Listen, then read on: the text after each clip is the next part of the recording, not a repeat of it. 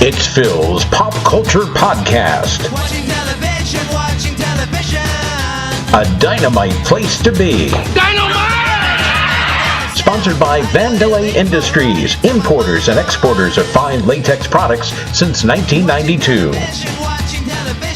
And now, the man who taught Frank Burns how to eat worms, here's your host, Phil Kahn.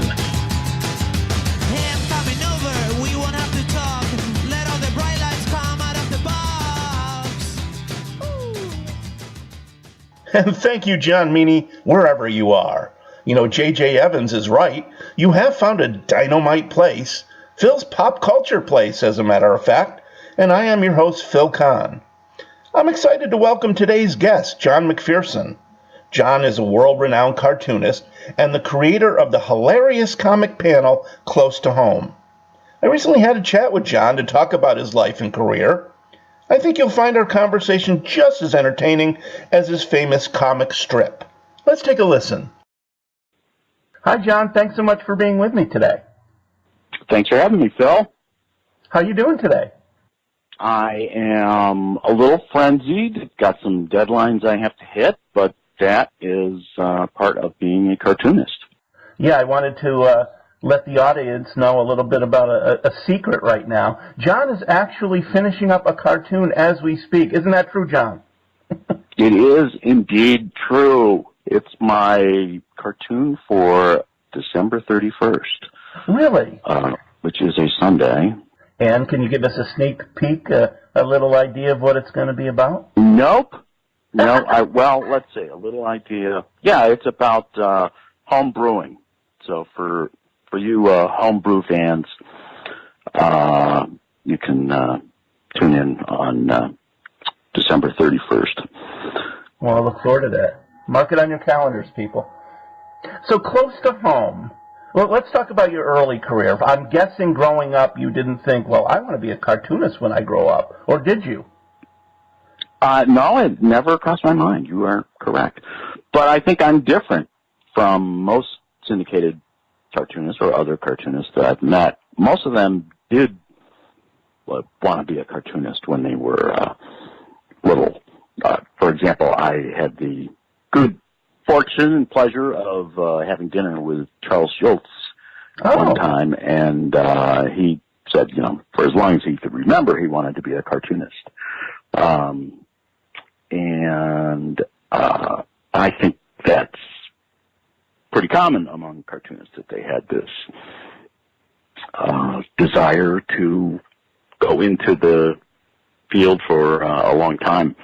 But in my case, no, I had no notions of being a cartoonist. I just had the usual range of bizarre careers flash through. You told me that you actually went to college originally to become an engineer. Is that correct? That is correct. And just never quite felt like that was a fit for me. I was really good at math and science, so that was a direction that I kind of got steered in or advised by like Walmart greeters and people that I sought advice from.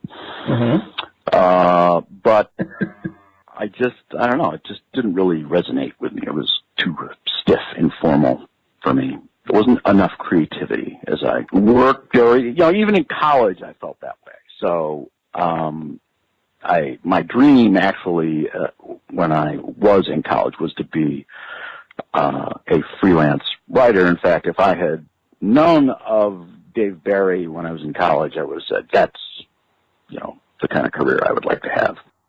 What Dave Barry is doing. But I tried some freelance writing when I was out of school, and just found it very hard to break into, and also it just didn't pay very much. Not that money was my big goal, but if you are trying to survive eventually as a freelancer of some kind, you do have to worry about money. So I think I've taken a sort of circuitous route here of saying I didn't have big dreams of being a cartoonist. It was not until I was in college that I started to play around with drawing cartoons. It was actually in Bayonne, New Jersey one time, and at some friends just hanging out, and we were looking at the Sunday comics, and one of my friends said, these suck. You could do a better job than this. Draw a cartoon. So I went, okay, yeah, sure.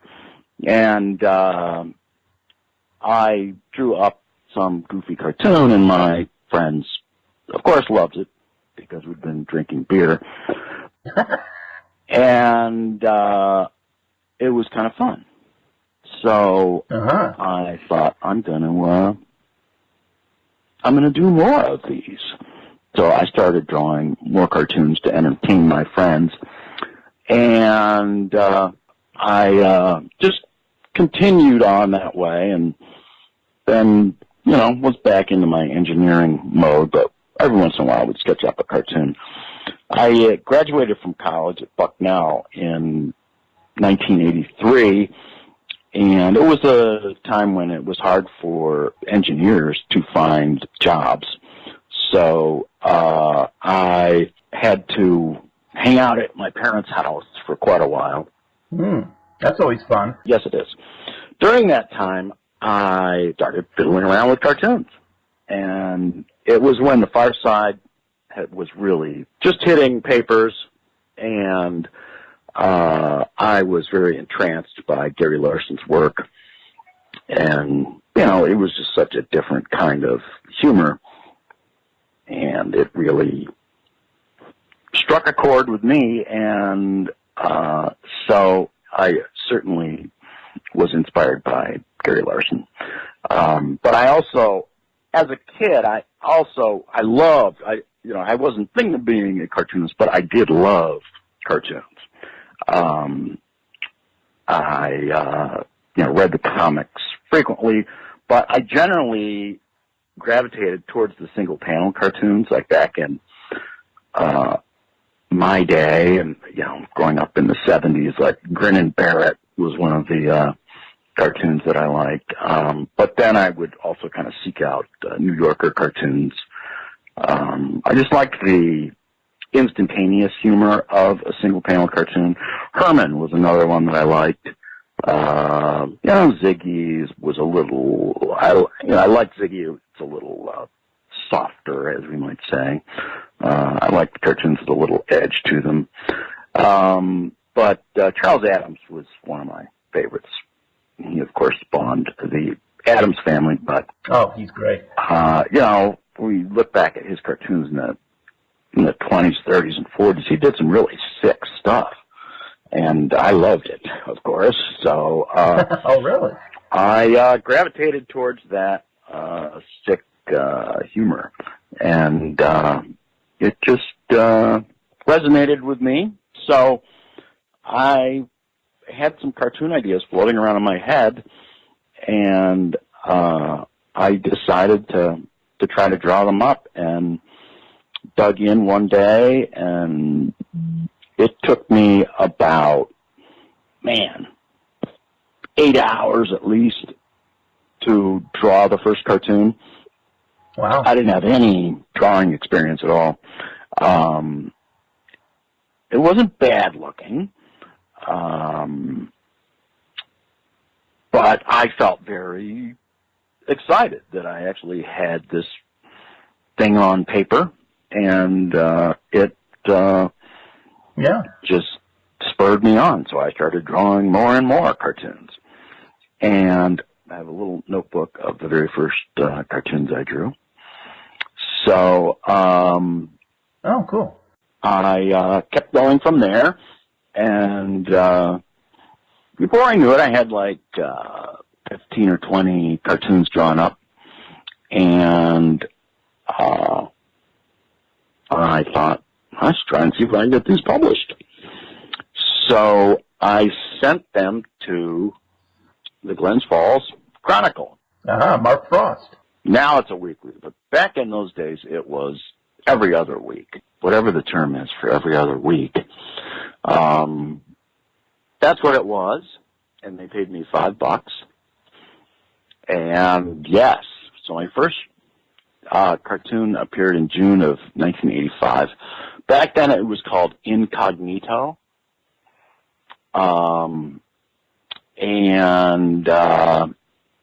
So I was off and running. And I did this cartoon once every 2 weeks for several years and got my $5. Hope you didn't spend it all in one place. I didn't.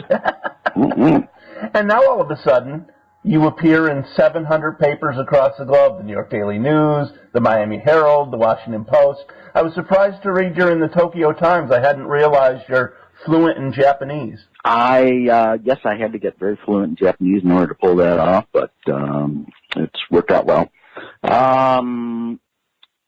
Yes, I am indeed in the Tokyo Times, which is funny to me that my stuff goes that far, and to think of people in these other countries reading this material. But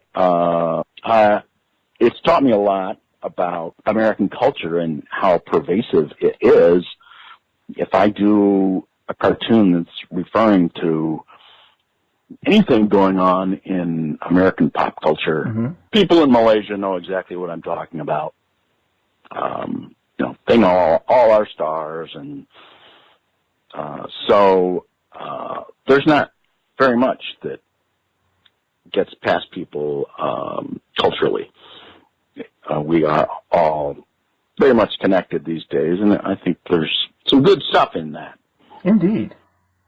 So take me and the listeners through the entire creation through the publication process.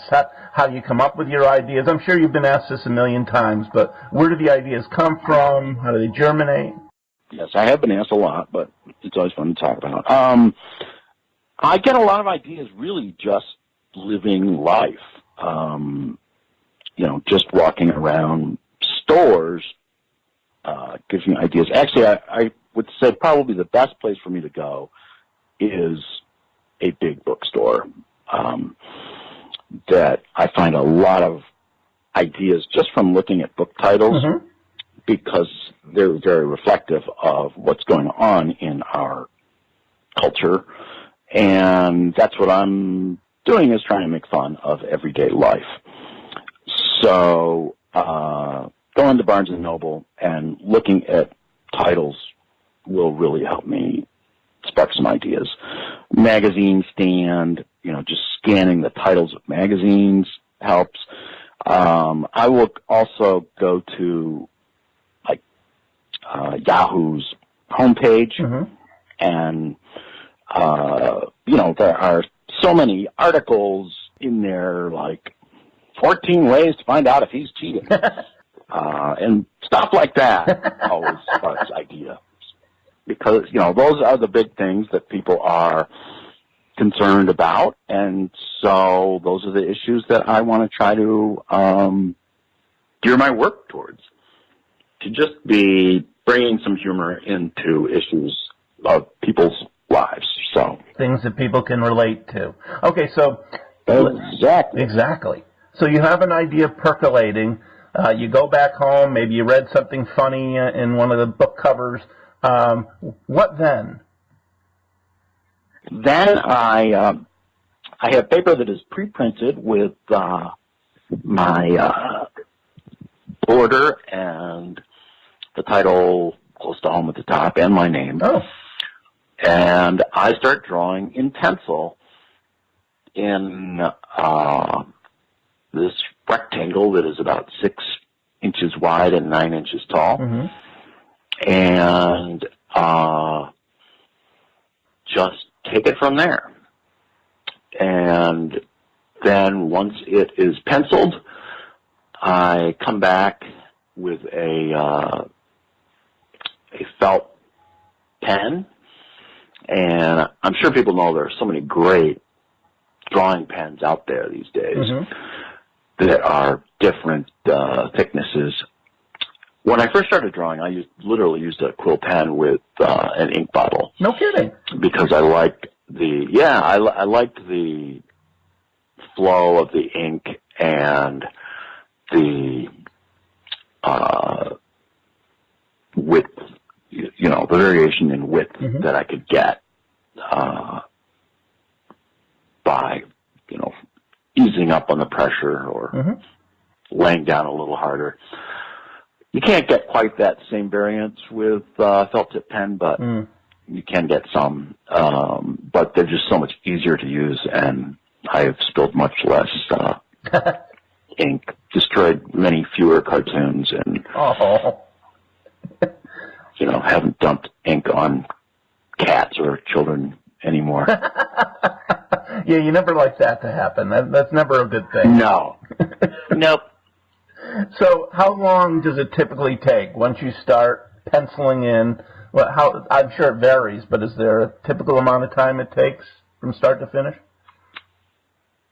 For a daily cartoon, which means Monday through Saturday, so those probably, from the time I start drawing till I'm done, 2 to 3, 4 hours, somewhere in that range. Wow. It's going to depend how involved the cartoon is, how much detail. If it's, if I'm doing like a football game or something and there's a crowd scene, that can take a long time. But if I'm just doing a guy sitting at his desk, I can probably rattle that off much more quickly. So the more ink I have to put on the page, the more little circles and lines, the more time it's going to take. See, I'm lazy, so if it were me, I wouldn't have any football scenes. I'd have all guys. Yeah. Well, the problem is ideas are precious. Ideas are hard to come by. Indeed. And so after a while, you're like, I don't care. I'm going to have to suck it up and draw this, riot scene anyway. So if it takes 7 hours to draw these 152 people in the background, well, doggone it, I'm going to do it.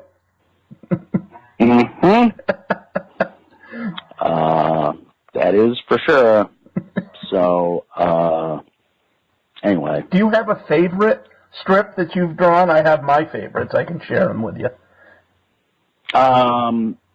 Well, there are a lot that I like because they are kind of tend to be on the sicker side. Okay. There's some cartoons that I draw, and I'm like, yeah, people will enjoy that, but they don't rip me up or anything. It's when I get myself to laugh at a notion that it's fun, is more fun, obviously. But then it can turn out that those don't resonate with readers as much as other ones. So it's always hard to tell what's going to hit people.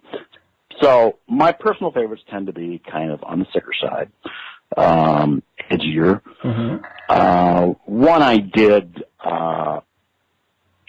that is one of my most famous cartoons shows a urology office, and a receptionist answering the phone says, "Urology, can you hold?"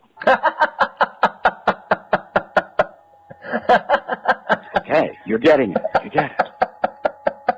That is great. I did get hundreds of responses from readers who did not understand the cartoon. Really? Yes, it's true. So I hate to describe or to explain a cartoon. I can understand that.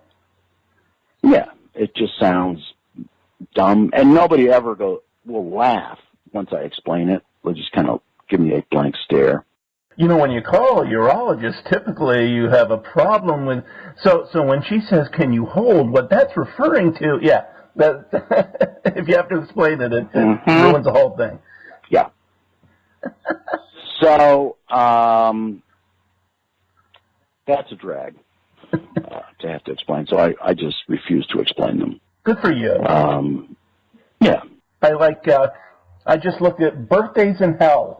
Was one I was thumbing through a book, Close to Home Uncut, or maybe it was one of the other books. He did an autograph for me, and Birthdays in Hell, and it's got a guy sitting there, and his gifts are like a heater and long johns and atomic fireballs and hot sauce, and I just love that. Well, thank you, Phil. Yes, like I'm saying, that's a little on the sicker edge of your side. So yeah. That's a good one to go with. And you also have good gross ones, like the no shirts, no shoes, no service, and the customer's not wearing any pants. Yep. I like that one as well, but you know what? What? When I tried to run that, my editor said, nope, you can't do that. Really? You can't have a bare-naked guy. I said, well, give me a break. Bart Simpson's on TV all the time running around naked. Yeah. You're telling me I can't do this? And they said, nope. Really? It's too gross. People are going to be appalled. And so they made me put jockey underwear on the guy. Which, of course, made it look, it just dumbed it down so much that it, was lame. What, you don't have creative freedom by this point where you can do anything you want? No, I can't just do anything I want. You should break your contract and go off on your own and do a rogue strip where you can do whatever you want. That's what I would suggest. Yeah. There'll be no money involved, but that's a great idea. Yeah, but it's all about artistic integrity, isn't it, John? No. It's about being able to own a house. Yeah, I guess you do have things you need to support. Now, it's funny, earlier you mentioned you're a graduate of Bucknell University. I understand in 2004 you were presented with a Lifetime Achievement Award. Tell me more about that. I was. That was very exciting for me. It was really cool. I was in really great company in that Philip Roth, the author Philip Roth, had received one of the Lifetime Achievement Awards. Les Moonves, from CBS, and so it was great. Christy Mathewson, the Hall of Fame pitcher, also. You are right. Hey, Christy Mathewson. So anyway, it was quite an honor. So it worked out nicely, and it was a very fun day. And Bucknell has been very supportive of my work since that time, had me back other times to talk to students, whatnot. That's great. I doubt my college will ever recognize me in such a way. Where did you go, I think Phil? I'm an embarrassment. I went to SUNY Plattsburgh. Well, oh, okay. You know who graduated the same year I did? Anthony Weiner. That's a nice thing to know. Did you see him around campus? Quote, see him. I knew him. I don't want to see him, however. Yes, gotcha. Okay. Yes, I did know him, and boy, isn't he, I guess I'd have more of a chance to be honored by the school than he would at this point. How about that? There you go. There's a strip for you. Yeah, I told you, you and I met at the annual humor conference put on by the Humor Project, Dr. Joel Goodman and his wife Margie Ingram. And I always used to say to you, and now I'm going to say it on the air so everybody can hear it and I can hold you to it, that I want you to use my name in one of your panels. Keep trying. Keep Keep trying, Phil. Keep trying? There's no way I'll do that. Come on, it could be me and Anthony Weiner at Plattsburgh forget State. Forget it, buddy. Oh, come on. Yeah. Now, I know you wanted to, obviously I wanted to talk to you about Close to Home, but you do a whole lot of other things. What other projects are you involved with? I know you've done books and calendars. Well, I do a series of greeting cards. Yeah, I saw that. With recycled paper, and Target is the easiest place to find them, but they're carried in a lot of stores. So that's fun. I have a 25th anniversary book collection coming up. Oh. And so that is going to be great. That'll be coming out in fall of 2018. Cool. So a lot of good stuff. You do public speaking as well? Yes, I do. I talk to groups of folks anywhere from 25 or 30 people to as many as 2,000. I might speak to like 300 nurses who are at a nursing conference, and they want something light to mix things up a bit. And so I show them some cartoons and try to get them laughing about the medical industry, and then also show them, kind of like we're doing here, describe what my daily life is like, and an inside look at cartooning. Talk for about an hour. It's really a lot of fun. So sounds like it. Good to get out there in front of folks and chat. Is it? I'm glad you said that. Is it a lonely life, you sitting in your, studio? Yeah, it can be. It can be? Absolutely. Yeah, it's just kind of me, and that can be tough. So I have an office in downtown Saratoga with some other folks, and that's good, as it helps me to get out and be around some other folks. But for the most part, it's me doing my thing. So, but when you think about it, that is the life of an artist. Yeah. We are lone wolves, so to speak. But all around the country, we are seeing a lot of artist cooperatives that are forming for that reason. There are different writers, groups, and offices that have developed to help with that issue of isolation. So I used to have an office of artists and writers that I work with, that I formed back in 1999, but the recession hit people pretty hard.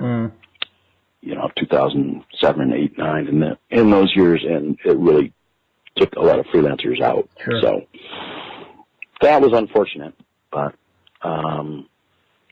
so yes, it can be a lonely life at times. Oh, I'm sorry to hear that. That's where the whiskey helps.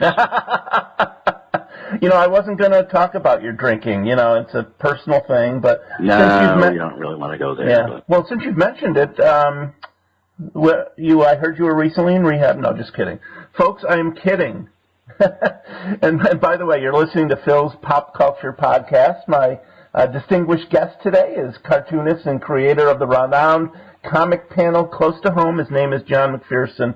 This has been fun so far, but can we take a little bit of a... Only so far. So far, yeah. There's no guarantee it's going to be fun the rest of the way. Actually, my segue was going to be, can we take a little bit of a left turn and talk a little bit more about a somber situation you're dealing with? Somber's always fun. Yeah, it's not. Yeah, don't turn. Let's go with somber. Yeah, let's go with somber. I just heard everybody click off their the sound and go to another website. I think, yeah. but that happens. Well, but seriously, I was reading a post of yours on Facebook, and at the bottom you put in sickness and in health, and I said, "Oh no, is he suffering from Lyme disease?" And sure enough, I did a little more research, and it was a post where you were looking to put together like a support group. Could you tell me a little bit more about that struggle, John? Yeah, I actually got bit by a tick in 1997. I didn't know that it was a tick bite at the time, but it was indeed. And so I developed symptoms over the course of the next bunch of years and was constantly going to the doctor for all kinds of weird illnesses. And then in 2010, I got a second tick bite, and that one really nailed me. The combination of the two, just rough. So what kinds of things do you? I'm peripherally aware of Lyme disease, and I'm sure many of the listeners are as well. What are some of the symptoms? What do you deal with day in and day out basis? I started to get like anxiety attacks. Oh. Just out of the blue. That's one of the first symptoms, is like panic attacks. Oh. And you can just get like funky moods. You can get kind of like depression that comes and goes. I mean, like for a day, you feel really depressed, and then the next day you feel fine, and you're like, wonder what that was all about. So, I would say if people start to have really strange fluctuations in mood, and you've been in the outdoors, if you, but then, there's an array of symptoms, so I'll describe other symptoms. If you get like numbness and tingling, if you've had flu-like symptoms, the numbness was like, my face would be entirely numb, and my hands would get numb, and I'd be like, what is the deal? So, abdominal pains, kidney stones, I had to have my gallbladder out. Then I started having trouble walking. Oh, boy. Literally, like, partial paralysis. Really? In my legs, yes. So I was kind of like limping and had Bell's palsy. Half my face was paralyzed. And finally went to my GP, who was astute enough to realize that I had Lyme disease going on. And so I went to a Lyme doctor in Rhinebeck, New York, and have been under his care ever since. And so it can kind of ebb and flow. It's very much affected by stress. So if you have difficult events going on in life, it can flare up kind of like in the same manner that an ulcer would be bothered by stress.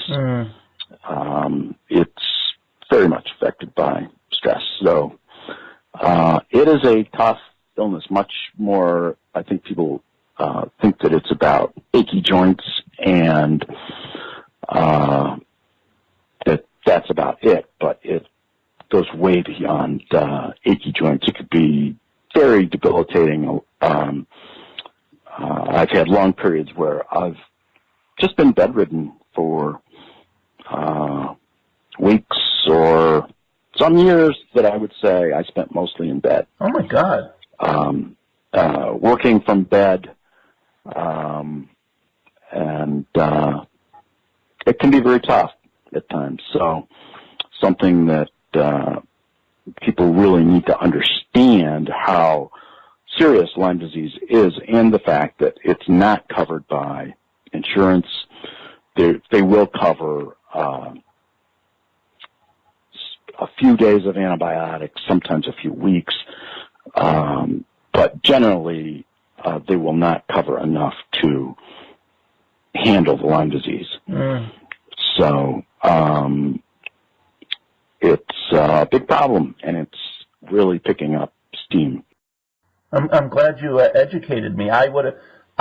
You would explain that a lot of people just think it's achy joints, and that's exactly what I thought it was. And that, I understood there was flare-ups. I had no idea it could be this debilitating.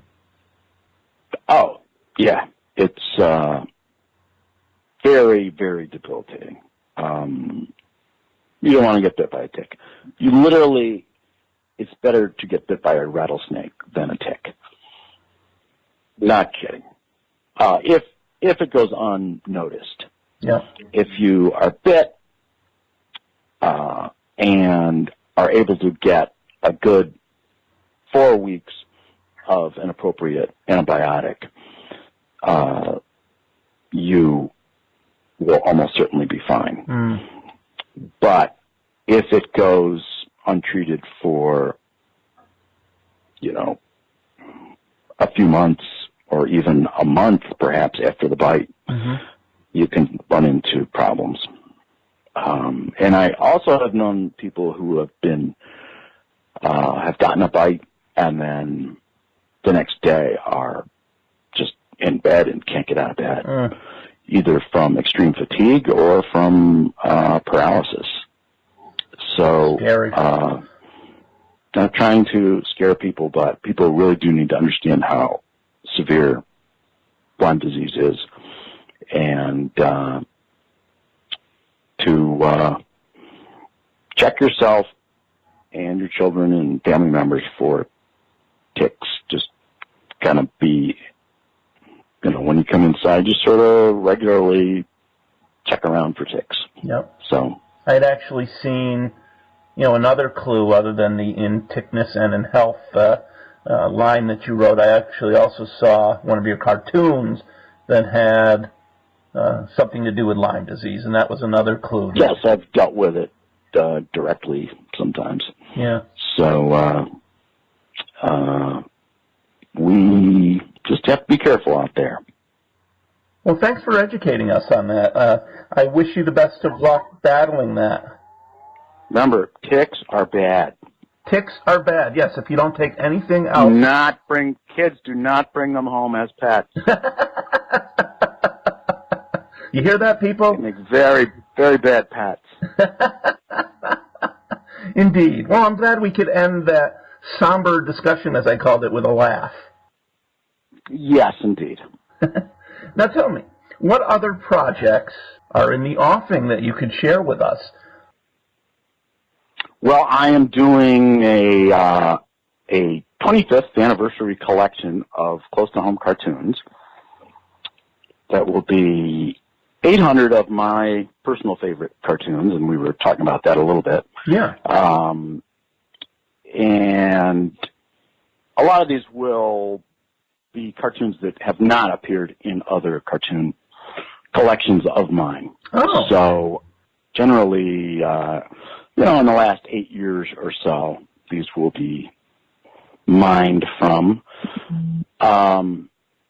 So I'm hoping people will enjoy that. It comes out in fall of 2018. And where can they get that? At of course, Amazon and Barnes & Noble, but I hope people will seek out their local bookstores, and myself being in Saratoga Springs, New York, I hope people will go to Northshire Books, Broadway in Saratoga, or their other store in Manchester, Vermont. So support those local bookstores, folks.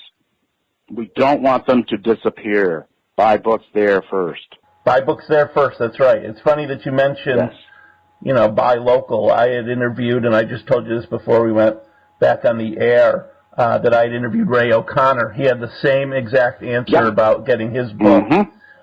Please support, and he mentioned Northshire. So I wholeheartedly agree with that. Now here's the $64,000 question. Are you ready? Okie dokie. And you may not have an answer, but are you going to do Close to Home forever? I don't know. Do you want to keep doing it? Is it still fresh and fun? I have no plans to stop. Oh, good. I'm close to home, put it that way. That's good. I plan to just keep right on going. Because, you have to do something with your time, and I really enjoy doing this. I do sometimes wish it was only like 3 or 4 cartoons a week, so that I had more time for some other creative projects. I am working on a TV pilot script that may or may not happen, as is the case with any TV pilot script. Really? Can you tell us a little bit more about that, or is that secret? It's kind of secret information at this point, but it would be another family kind of animated feature. With close to home weirdness thrown in there. So we will see. That'd be great. If that comes to the surface or not. And other than that, I have some children's book ideas, some young adult / teen novel kind of ideas. Cool. So playing around with things like that. That's awesome. And again, it's all we will see. Indeed. So just trying to be creative and keep on moving forward. It's what it's all about, Phil. That's what it's all about, and I think I can speak for all the listeners here. I'm so happy that was your answer. I was hoping it wasn't going to be a Gary Larson-like answer where he apparently got burned out. No, I don't feel burned out. How does it stay fresh for you? Geez, I don't know. Just by living life. I look for stupidity. I'm a stupidity hunter. And when I find something stupid going on, I try to portray it in the newspapers. Well, you're very lucky that there's plenty of that to go around. There's lots of stupidity out there, and the best kind of stupidity is the stupidity where someone on the other side of it takes it seriously. Indeed. So that's my favorite kind of stupidity. The kind that needs to be brought to light. Ah. Well, I wish you lots of stupidity. I hope your life continues to be full of stupid things and stupid people and everything and anything stupid. Thank you. Thanks, John. Best wishes to you. All right. Thank you, Phil. I'd like to thank my guest today, cartoonist John McPherson. John, in all seriousness, I hope you avoid as much idiocy as you can and enjoy continued success. Stay well, my friend. Watching television. We hope you've had a dynamite time listening to this edition of Phil's Pop Culture Podcast. Join us again next time for another stroll down memory lane. Until then, let's be careful out there. Watching television.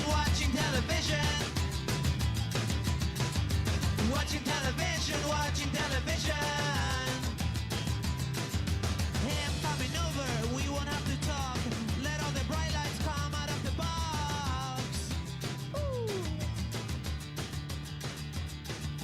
Watching television.